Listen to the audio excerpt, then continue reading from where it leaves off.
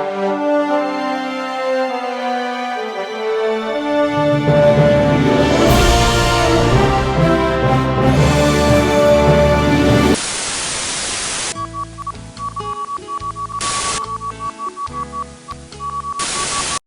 finale for this series takes a turn I think that a lot of people, at least I wasn't particularly expecting, having not read the books. Typically you see a film like this and it's laid out pretty clearly good versus evil, but here you start getting into very complex real world issues, geopolitics, regime change, consequences of war. At what point, I guess, along the process did you kind of get exposed to those elements of the story, and were you yourself surprised at the kind of that detour that these films and the books took?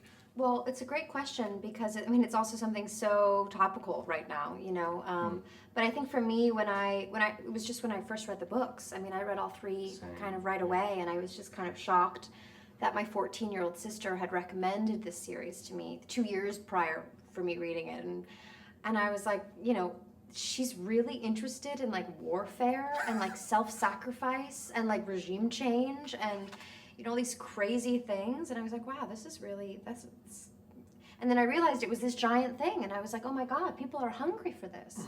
They're hungry for truth. They're so starved for what's actually happening in the news that they'll get it in any way they can. And so I feel like it feels really empowering to be a part of this series, because I think it's a series in the first of its kind, is that it's something that represents what we're going through as society, while also talking about something that's sort of in the not too distant future. And it's a young adult novel, so it really speaks for what this next generation wants and where they want to throw their power towards, you know. Does that help, I guess, does that help these issues resonate with people who may not explore them or understand them? I think it definitely makes it more accessible, like purely because, like, for example, they might overhear their, you know, I'm talking about a younger child, sort of teenager, who overhears their parents like talking about the news. Teenage you. Yeah, teenage me. I knew nothing of politics, and I still feel like my knowledge of politics is really lacking.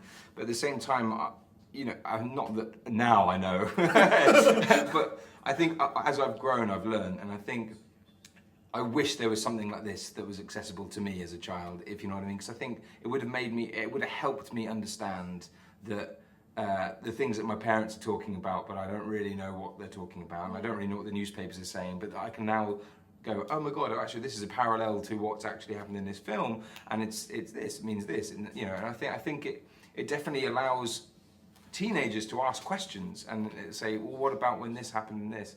And I think it definitely opens up the door to politics in some way, shape or form. Of course, that's not the only message that these films is kind of trying to teach, and I think there are so many different things that especially a young teenager can take from these movies. Yeah. But I definitely think that, you know, it makes it more accessible.